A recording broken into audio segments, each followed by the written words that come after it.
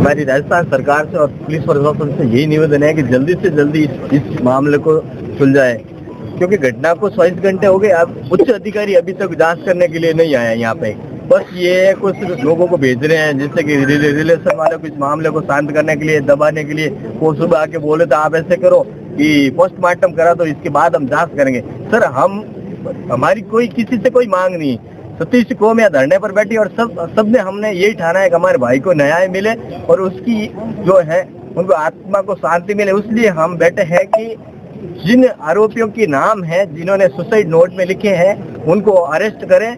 और बाकी जो हमारी 4 मांग है, जो इस मामले को फास्ट ट्रैक में ले और इस धारा जो कि अभी सेक्शन 302 की जगह जो नया है, इस सेक्शन में जोड़ा जाए और पीड़ित परिवार के जो भी है उनके साथ न्याय में खड़े हो और प्रशासन से जल्दी आकर इस मामले को उनकी जितनी भी असल संपत्ति है वो पूरी की पूरी गौशाला में डोनेट की जाए। उनके किसी परिवार सदस्य या किसी भी फंड में नहीं जानी चाहिए, पूरी की पूरी गौशाला फंड में जानी चाहिए। हमें झूठी सांत्वना दे रही है और वो हर एक संभव प्रयास करिए कि हम कॉपरेट करके मामला सेटल कर लें। बाकी यदि कुछ होता, यदि उनको ऐसा तो कुछ होता, 6 महीने हुए शादी को, नवरत्न भी उनका दामाद लगता, ससुराल पक्ष वाले एक आध जना तो आता सुनने को मिला है। क्या हुआ पता तो करता, फोन तो करता, कहीं ना कहीं तो वो गलत है। तब उन्होंने अपने फोन बंद करके अंडरग्राउंड हो गए, अपने घरों के ताले देके भाग गए। वो काम तो मेरे भाई ने बुजदिलों वाला कर लिया, लेकिन काम उन्होंने भी घिनौना कम नहीं किया।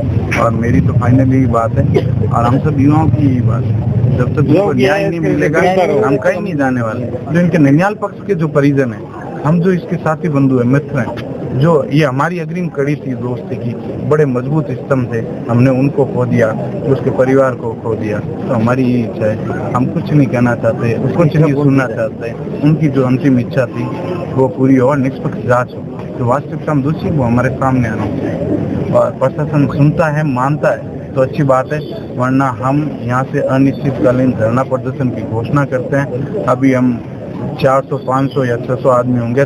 हम दोपहर 2-3 बजे तक जाते जाते हजारों की तादाद में भी इकट्ठा होने में हमें कोई समय नहीं लगेगा। हमारे समाज के संगठन के लोग आ रहे हैं धीरे धीरे और आते जाएंगे। समाज के साथ 36 कौम के लोग हमारे साथ मौजूद रहेंगे। 36 कौम के लोगों के साथ, वो खाली राष्ट्रीय समाज की बात नहीं है, सब ये मामला 36 कौम का है। यदि कल को ये किसी और जाति विशेष, मैं किसी जाति विशेष की बात ही नहीं कर रहा, कल किसी और परिवार के साथ हो गया, किसी व्यक्ति विशेष की या जाति विशेष की बात ही नहीं कर, 36 कौम के साथ मैं इस धरने प्रदर्शन पर बैठा हूँ, पूरे परिवार के साथ, पूरे मेरे युवा साथियों के साथ। और मेरे बुजुर्गों के दिशा मिली है, जो उन्होंने मेरे को इंडिकेशन दिया, उसी पे मैं काम कर रहा हूँ, उसी पे बैठा हूँ। और हमारा एक ही औचित्य है, मेरे भाई की अंतिम इच्छा पूरी हो और हमें न्याय मिले और जो मरते टाइम बोल के गए वो चीज पूरी की जाए। उससे पहले हम कुछ भी नहीं करेंगे, पत्थर बन के बैठ जाएंगे जब तक हमें न्याय नहीं मिलेगा। महीना 10 महीना जहाँ टाइम लगेगा, जहाँ लड़ने को तैयार है, फैसला यहीं से लेके उठेंगे। यही हमारी फाइनल बात है। मैं अपनी बात को और कुछ नहीं, प्रशासन और प्रशासन यही कहना चाहते हैं कि हमारी मांगे